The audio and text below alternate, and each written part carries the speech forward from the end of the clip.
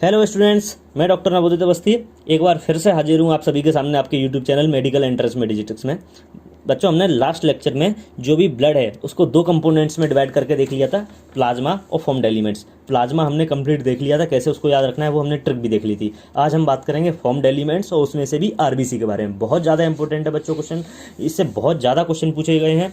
और यहाँ पे मैंने आपके सामने जो भी लिखा हुआ है ये समझ लीजिए वो एम्स या नीट के ही क्वेश्चन है, तो आपको ये समझ लो ये सब नोट करके रखना है, सब कुछ याद करना है, बहुत ज़्यादा इंपॉर्टेंट है। अब इस आरबीसी को ही इरिथ्रोसाइट्स बोला जाता है। आरबीसी को क्या बोला जाता है? इरिथ्रोसाइट। आरबीसी का पूरा नाम है रेड ब्लड कॉर्पसल्स या रेड ब्लड सेल जनरली।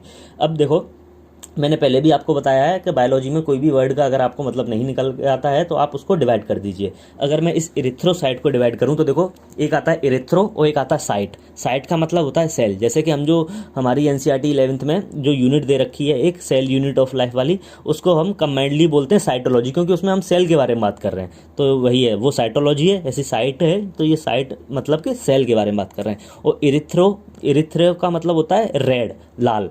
ऐसे ल्यूको का मतलब होता है वाइट, जो कि हम अगले डब्ल्यूबीसी में देखेंगे। तो साइट्स और इरिथ्रो इन दोनों से मिलके बना है वर्ड आरबीसी। वहाँ बस इरिथ्रो की पे ल्यूको लग जाएगा, ल्यूको मतलब वाइट, तो जो वाइट सेल है वो डब्ल्यूबीसी और ये रेड सेल हैं तो ये आरबीसी। अब सबसे पहली चीज़ हमको ये याद रखनी है यहाँ, इसका काउंट। नॉर्मल ब्लड में इसका काउंट कितना होता है? तो ये 5 से 5.5 मिलियन पर mm³ इसका काउंट है। याद रखना बच्चों, वो मिलियन की जगह आपको करोड़ में भी पूछ सकता है, लाख में भी पूछ सकता है, तो वो आप याद रखें। 5 to 5.5 मिलियन पर mm³ इसका ये काउंट है। अब कई बार क्या होता है, इसका काउंट बढ़ भी सकता है और घट भी सकता है, इससे क्वेश्चन पूछा गया है। तो अगर इसका काउंट बढ़ जाए, इससे 5 से 5.5 के बीच में ना होके इससे ज़्यादा निकल जाए, तो इस कंडीशन को बोलते हैं पॉलीसाइथेमिया। इस कंडीशन को क्या बोलते हैं? पॉलीसाइथेमिया या इरिथ्रोसाइटोसिस भी बोल देते हैं कई बार इसको, बट एक्चुअली इरिथ्रोसाइटोसिस का एग्जैक्ट आप अगर डीपली देखेंगे तो इसका अंतर कुछ मतलब थोड़ा सा एक माइन्यूट इनमें अंतर होता है, बट आप अभी इस लेवल पे याद रखिए, इरिथ्रोसाइटोसिस आ जाए या फिर पॉलीसाइथेमिया आ जाए तो एक ही चीज़ है। अगर बढ़ने की जगह पे घट जाए तो इसको बोलेंगे एरिथ्रोसाइटोपीनिया। पीनिया अगर किसी चीज़ के नाम के आगे लग गया तो उसका मतलब है कि उसका काउंट घट गया। जैसे कि मैं ल्यूकोसाइट जब मैं पढ़ाऊंगा आपको, जब ल्यूकोसाइट का काउंट घटेगा तब मैं बताऊंगा उसको ल्यूकोसाइटोपीनिया, ठीक है। ऐसे ही जब मैं वो बताऊंगा ल्यूकोसाइटोसिस मतलब कि उसका काउंट बढ़ेगा तो उसको बोलूँगा मैं ल्यूकोसाइटोसिस। अब इसको ही एनीमिया भी बोलते हैं कभी कभी। एक्चुअली एनीमिया एक ब्रॉड टर्म है, उसमें हीमोग्लोबिन भी आ जाता है और आरबीसी भी आ जाता है, और एक होती है पैक्ड सेल वॉल्यूम पीसीवी भी आता है। तीनों चीज़ें आती हैं, तो तीनों चीज़ें होंगी तो एनीमिया बोलेंगे। लेकिन एरिथ्रोसाइटोपीनिया केवल एक वर्ड आ गया तो उसका मतलब ये है कि केवल आरबीसी का काउंट कम हो रहा है। जनरली हम इन दोनों को सिनोनिम के तौर पे देख सकते हैं, एरिथ्रोसाइटोपीनिया या एनीमिया दोनों आ जाएं तो दोनों ही सही हैं। इन दोनों में क्या होगा, आरबीसी का काउंट कम हो जाएगा। अब इसकी शेप देखते हैं, तो ये शेप होती है इसकी बाइकॉनकेव। देखो इस तरीके की शेप रहेगी इसकी, ये शेप है बाइकॉनकेव शेप। अब ये जो आरबीसी है ये इसमें न्यूक्लियस प्रेजेंट नहीं होता है, याद रखना बच्चों, बहुत ज़्यादा इंपॉर्टेंट है। मेमल्स के उसमें न्यूक्लियस प्रेजेंट नहीं होगा। अब न्यूक्लियस प्रेजेंट नहीं होगा तो डेफिनेटली डीएनए भी नहीं होगा, क्योंकि डीएनए पाया जाएगा ही किसमें? न्यूक्लियस में। अब इसमें डीएनए भी नहीं होता है, और जो भी सेल ऑर्गेनल्स होते हैं माइटोकॉन्ड्रिया वगैरह वो भी एब्सेंट होते हैं। केवल कैमल एक मात्र ऐसा मैमल है जिसमें कि न्यूक्लियस पाया जाता है आरबीसी में। बहुत ज़्यादा इंपॉर्टेंट है बच्चों, आप याद रखो इसको। कैमल एकमात्र ऐसा मैमल है जिसमें कि न्यूक्लियस आरबीसी में पाया जाएगा। अब इसकी फॉर्मेशन की बात करते हैं, तो पोइसिस का मतलब है फॉर्मेशन और एरिथ्रो मतलब कि आरबीसी। अब ये आरबीसी का फॉर्मेशन है, इसीलिए इसको बोला गया है एरिथ्रोपोइसिस। अब बच्चों यहाँ से बहुत ही ज़्यादा कंफ्यूजिंग और बहुत ही ज़्यादा इंपॉर्टेंट क्वेश्चन निकल के आता है, वो देखते हैं। अब जनरली पूछा जाए कि एरिथ्रोपोइसिस कहाँ होती है या आरबीसी का फॉर्मेशन कहाँ होता है, तो आपको बोलना है कि ये बोन मैरो में होता है। बट अगर इंडिविजुअल उसने पूछ लिया कि इंट्रा यूटेराइन लाइफ में आपको बताना है, तो इंट्रा यूटेराइन लाइफ में ये अपनी 3 जगह चेंज करता है। स्टार्टिंग के जो 2 महीने हैं उसमें तो ये यॉक सैक में होगा, ठीक है, 1 से 2 महीने तक होगा ये यॉक सैक में। 3, 4, 5, 6 मतलब अगले 4 महीने ये होगा, 3rd से लेके 6 मंथ तक होगा ये लिवर में। बहुत ज़्यादा इंपॉर्टेंट है, इसको तो डायरेक्टली पूछा गया कई बार, लिवर में होगा। और 7th के बाद आगे का जो भी है वो होगा बोन मैरो में, ठीक है। तो आप ये याद रखना बच्चों, बहुत ज़्यादा इंपॉर्टेंट है। 1 से 2 मंथ तक होता है यॉक सैक में, 3rd से लेके 6 मंथ तक होगा ये लिवर में, और 7 से आगे निकलेगा तो ये होगा बोन मैरो में, ठीक है। अब इस आरबीसी में एक रेड कलर का आयरन कंटेनिंग पिगमेंट होता है जिसको कि हीमोग्लोबिन बोलते हैं। यहाँ से भी बहुत क्वेश्चन निकल के आते हैं कि क्या होगा, एक रेड कलर का एक आयरन कंटेनिंग पिगमेंट होगा जिसको कि बोलेंगे हीमोग्लोबिन। अब इस हीमोग्लोबिन ये बनता किस किस से है, ये कई बार पूछा है। तो इस हीमोग्लोबिन में 3 चीज़ें आती हैं, एक होगा आयरन होगा, एक होगी पोरफायरिन रिंग और एक होगी ग्लोबिन। ये है एक्चुअली प्रोटीन की चेन, ग्लोबिन, पोरफायरिन और आयरन। जो भी आयरन पाया जाता है ये फेरस स्टेट में पाया जाता है, मतलब कि Fe+2 स्टेट में पाया जाएगा। ये क्या है, पोरफायरिन, ये 4 रिंग से मिलके बनता है, ये एक रिंग लाइक स्ट्रक्चर होती है। और एक है ग्लोबिन, ये 4 इसकी चेन पाई जाती हैं। आपने देखा होगा जब आपने साइटोलॉजी पढ़ा उसमें बताया होगा इस चीज़ को कि जो भी अपना एडल्ट हीमोग्लोबिन होता है उसमें क्या होता है कि 2 अल्फा और 2 बीटा चेन होती हैं। उसमें ये लिखा हुआ है कि हीमोग्लोबिन में 2 अल्फा और 2 बीटा चेन होती हैं। एक्चुअली वो यही ग्लोबिन की चेन होती हैं। मतलब देखो यहाँ पे 4 चेन है ना, मतलब 2 अल्फा की हैं, 2 बीटा की हैं। ये तो हो गया एडल्ट हीमोग्लोबिन में। अब दूसरा इंपॉर्टेंट क्वेश्चन यहाँ से है, एडल्ट का सबको मालूम है, ये नहीं पूछा जाएगा, फीटल हीमोग्लोबिन का पूछा जाएगा। फीटल में क्या होता है, अल्फा तो रहेंगी, बीटा की जगह पर गामा आ जाती हैं बच्चों। बहुत ज़्यादा इंपॉर्टेंट क्वेश्चन है ये। फीटल हीमोग्लोबिन में क्या होता है, 2 अल्फा तो रहती हैं, साथ में 2 गामा चेन होंगी, बीटा नहीं होंगी, बीटा एडल्ट वाले में होती हैं। ठीक है। अब इस हीमोग्लोबिन का नॉर्मल कंटेंट कितना रहता है, तो ये 12 से 16 ग्राम पर 100 ml ब्लड में रहता है। इसका काउंट जो है वो 100 ml ब्लड में 12 से 16 ग्राम रहेगा। इससे कम हो जाएगा तो जनरली उस कंडीशन को एनीमिया बोल देते हैं, हीमोग्लोबिन कंटेंट कम हो गया। अब इस हीमोग्लोबिन के फॉर्मेशन के लिए जो अमाइनो एसिड यूज होता है वो उसका नाम याद रखना है बच्चों, बहुत बार पूछा है, ग्लाइसिन उस अमाइनो एसिड का नाम है जो कि इसके हीमोग्लोबिन के फॉर्मेशन में यूज होता है। अब इसका लाइफ स्पान बात करें तो इसका जो लाइफ स्पान होता है वो होता है 120 दिन। जो आरबीसी का जो लाइफ स्पान है वो होता है 120 दिन। अब उन 120 दिन के बाद क्या होगा, इनका डिस्ट्रक्शन होगा।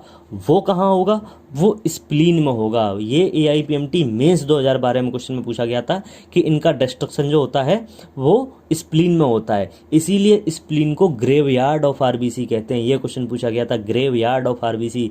ग्रेवयार्ड मतलब कि कब्रिस्तान। आरबीसी का कब्रिस्तान क्या है, तो आरबीसी का कब्रिस्तान क्या भैया, वो है स्प्लीन। क्यों, क्योंकि यहीं पे आरबीसी का डिस्ट्रक्शन होता है। अब इस डिस्ट्रक्शन से एक बहुत इंपॉर्टेंट एम्स के 2-3 बार का क्वेश्चन है वो और देख लेते हैं। जब ये डिस्ट्रक्शन होता है तब देखो आरबीसी में क्या है, हीमोग्लोबिन। और हीमोग्लोबिन किससे बना था, आयरन से, पोरफायरिन रिंग से और ग्लोबिन से। तो ये आरबीसी है, ये इन 3 हिस्सों में ही टूटेगी, आयरन में टूटेगी, ग्लोबिन में टूटेगी और पोरफायरिन रिंग में टूटेगी। अब क्वेश्चन क्या था मैं अभी बताता हूँ। अब ये जो आयरन होता है ये क्या होता है, ये तो कन्वर्ट हो जाता है, एक सब्सटेंस होता है एपोफेरेटिन। वो एपोफेरेटिन इस आयरन से जुड़ जाता है और बना लेता है फेरेटिन। फेरेटिन ये क्या करना है, इसका काम होता है आयरन के ट्रांसपोर्ट में। तो ये फिर से यूज कर लिया जाता है, क्योंकि जब हमने आरबीसी को डिस्ट्रॉय किया, इसमें से क्या हुआ, हीमोग्लोबिन निकला और हीमोग्लोबिन में से आयरन निकला। आयरन के पास आ गया एक कंपोनेंट एपोफेरेटिन से बन गया फेरेटिन। ये फेरेटिन ने आयरन का ट्रांसपोर्ट किया आगे जाके, तो ये मतलब कि रीयूज हो गया। अब ग्लोबिन क्या है, ये प्रोटीन की चेन है, तो ये प्रोटीन पूल में चली जाएगी और स्टोर हो जाएगी, ठीक है, प्रोटीन के साथ। अब आते हैं पोरफायरिन। पोरफायरिन टूटती है बेटा बिलिरुबिन में, याद रखना है, आपने पढ़ा होगा ये बिलिरुबिन बिलवर्डिन, ठीक है। तो ये पोरफायरिन जो है, जो रिंग थी, ये कन्वर्ट हो जाती हैं बिलिरुबिन में और ये फर्दर एक्सक्रीट आउट हो जाती हैं बॉडी से।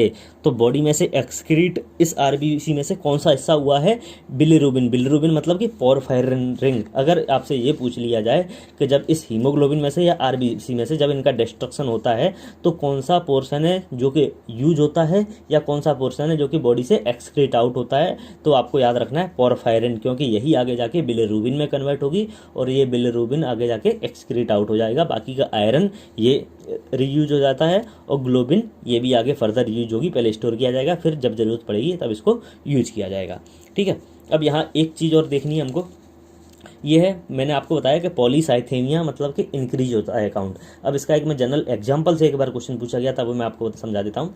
जैसे कि आप हाई एल्टीट्यूड्स पे जाते हो, हाइट पे जाते हो, तो आपने देखा होगा हाइट पे जाके आपकी ब्रीथिंग वगैरह बढ़ जाती है। वैसे मैं आपको ये जब इकोलॉजी पढ़ा था तब मैं बताता, बट अभी जब यहाँ इसका काम आ गया है तो चलो देख ही लेते हैं इसको। जब आप हाई एल्टीट्यूड्स पे जाते हो तो आपकी ब्रीथिंग रेट बढ़ जाती है, रेस्पिरेशन रेट बढ़ जाएगी, सब हार्ट रेट वगैरह बढ़ जाएगी। उस समय क्या होता है, आपकी कंडीशन, आपकी बॉडी में एक कंडीशन हो जाती है हाइपोक्सिया। हाइपोक्सिया का मतलब है ऑक्सीजन की कमी होना, हाइपो का मतलब होता है कम, हाइपर का मतलब ज़्यादा, और ऑक्सिया मतलब ऑक्सीजन का लेवल कम हो जाता है। जैसे ही हाइपोक्सिया कंडीशन होगी मतलब कि ऑक्सीजन का लेवल कम होगा, उसी समय बॉडी में क्या होगा, अपनी जो किडनी है वो स्टिमुलेट हो जाती है। जैसे ही आप हाई एल्टीट्यूड्स पे गए, हाइपोक्सिया की कंडीशन हुई, उस समय क्या हुआ, आपकी किडनी क्या हुई, स्टिमुलेट हो गई। और किडनी ने स्टिमुलेट करके क्या किया, किडनी ने इरिथ्रोपोइटिन सीक्रेट किया। इरिथ्रोपोइटिन जब मैंने आपको एंडोक्राइन पढ़ाया था तब भी बताया था, इरिथ्रोपोइटिन सीक्रेट होगा। अब ये इरिथ्रोपोइटिन क्या करेगा, इरिथ्रोपोइटिन ये बोन मेरो को स्टिमुलेट करेगा। ये इरिथ्रोपोइटिन क्या करेगा, बोन मेरो के पास जाएगा और उसको स्टिमुलेट करेगा, क्या, किसके लिए, इरिथ्रोपोइसिस के लिए। इरिथ्रोपोइटिन किसके लिए स्टिमुलेट करेगा, इरिथ्रोपोइसिस। इरिथ्रोपोइसिस क्या है, आरबीसी का फॉर्मेशन। मतलब कि भैया आप आरबीसी का प्रोडक्शन बढ़ाइए। क्यों बढ़ाइए, क्योंकि हमारे पास ऑक्सीजन की कमी है, लेकिन ऑक्सीजन की कमी में आरबीसी का प्रोडक्शन क्यों बढ़ा रहे हैं। तो बच्चों जो भी ट्रांसपोर्ट होता है ऑक्सीजन का, मैंने अभी आपको शुरुआत में ही जब इंट्रो दिया था तब बताया था ना कि जो भी काम की चीज़ें होती हैं उसके और जो भी उसके लिए, और जो भी वेस्ट मटेरियल है उसको बाहर निकालने के लिए हमको ब्लड की ज़रूरत है। और ब्लड में भी किस चीज़ की, इस आरबीसी की, क्योंकि यही है जो कि ऑक्सीजन को या CO2 का ट्रांसपोर्ट करवाएगा। तो इसीलिए जब ऑक्सीजन का लेवल कम होता है तो किडनी स्टिमुलेट होगी, उसमें से क्या होगा, इरिथ्रोपोइटिन सीक्रेट होगा, वो बोन मेरो के पास जाएगा और बोलेगा भैया कि आप इरिथ्रोपोसिस कराओ, मतलब कि आरबीसी का फॉर्मेशन कराइए, आरबीसी के काउंट बढ़ाइए, क्योंकि हमको ऑक्सीजन की ज़रूरत है, हमारे यहाँ ऑक्सीजन की कमी होने लगी है। ठीक है, तो ये आपको याद रखना है। इस कंडीशन को क्या बोला था हमने, पॉलीसाइथेमिया। अब जल्दी से एक रिवीजन कर लेते हैं। आरबीसी, इसको एरिथ्रोसाइट भी बोलते हैं। काउंट क्या है इसका, 5 से 5.5 मिलियन पर mm³ में होती है। अगर काउंट बढ़ जाता है तो पॉलीसाइथेमिया बोलते हैं, और काउंट घट जाता है तो एरिथ्रोसाइटोपिनिया या एनीमिया। शेप बाइकॉनकेव है। जनरली मैमल्स में ये विदाउट न्यूक्लियस होंगी, तो माइटोकॉन्ड्रिया भी नहीं होगा, DNA भी नहीं होगा, सेल ऑर्गेनल्स भी नहीं होंगे, लेकिन कैमल में न्यूक्लियस होता है। इसके फॉर्मेशन को बोला जाएगा एरिथ्रोपोइसिस। जनरली अगर क्वेश्चन पूछा जाए तो आपको बोन मेरो बताना है, बट इंट्रा यूटेराइन लाइफ का पूछा जाए तो 1 से 2 मंथ में होगा यॉक सैक, 3 से 6 मंथ में लिवर, और 7 से ज़्यादा में ये होगा बोन मेरो में। ठीक है, अब इनमें क्या होता है कि एक रेड कलर का आयरन कंटेनिंग पिगमेंट होता है जिसको कि बोलते हैं हीमोग्लोबिन, जो कि 3 चीज़ों से मिलकर बनता है, आयरन से, पोरफायरिन से और ग्लोबिन से। ग्लोबिन में टोटल 4 चेन होती हैं, 2 अल्फा 2 बीटा होंगी एडल्ट में, और फीटल लाइफ में क्या होगा, 2 अल्फा और 2 गामा। आयरन होगा वो फेरस स्टेट में होगा, मतलब कि +2 स्टेट में। हीमोग्लोबिन का जो कंटेंट होगा वो होगा 12 से 16 ग्राम पर 100 ml में। इसके फॉर्मेशन में ग्लाइसिन अमाइनो एसिड यूज होता है, बहुत ज़्यादा इंपॉर्टेंट है। आरबीसी का जो लाइफ स्पान है वो होता है 120 दिन, 120 दिन। उसके बाद इनको डिस्ट्रॉय किया जाता है। कहाँ किया जाएगा, स्प्लीन में, इसीलिए उनको कब्रिस्तान बोला जाता है, मतलब कि ग्रेवयार्ड ऑफ आरबीसी। जब इनका डिस्ट्रक्शन होगा तो आरबीसी में से हीमोग्लोबिन निकलेगा, हीमोग्लोबिन में से आयरन, ग्लोबिन और पोरफायरिन, ये तीनों अलग हो जाएंगे, जिनसे कि मिलकर वो बनाता है। आयरन जो होता है वो फर्दर यूज हो जाता है किस फॉर्म में, फेरेटिन की फॉर्म में। ग्लोबिन है वो प्रोटीन पूल में चला जाएगा और स्टोर होगा, आगे फिर यूज हो जाएगा। पोरफायरिन है ये बिलिरुबिन में कन्वर्ट होगा और ये एक्सक्रीट आउट हो जाएगा बॉडी से। तो बच्चों यहाँ हमने आरबीसी या एरिथ्रोसाइट जो भी क्वेश्चन इंपॉर्टेंट हैं एम्स के नज़रिए से भी, क्योंकि अभी नीट में वो क्वेश्चन पूछे जा सकते हैं क्योंकि एम्स उसमें कंबाइंड हो चुका है, तो वो सभी क्वेश्चन मैंने कवर कर लिए हैं। जहाँ तक है कि जो भी क्वेश्चन आएगा वो इसी में से आएगा। अब ऐसे ही अगले लेक्चर में हम WBC प्लेटलेट्स को पूरा इसी तरीके से, जहाँ भी मतलब NCERT का तो हम पोस्टमार्टम कर ही रहे हैं पूरा, लेकिन जहाँ से भी बाहर की भी जो हमारी रिक्वायरमेंट है हम उसको भी कोशिश कर रहे हैं कि फुलफिल कर पाएँ। ठीक है बच्चों, थैंक यू सो मच।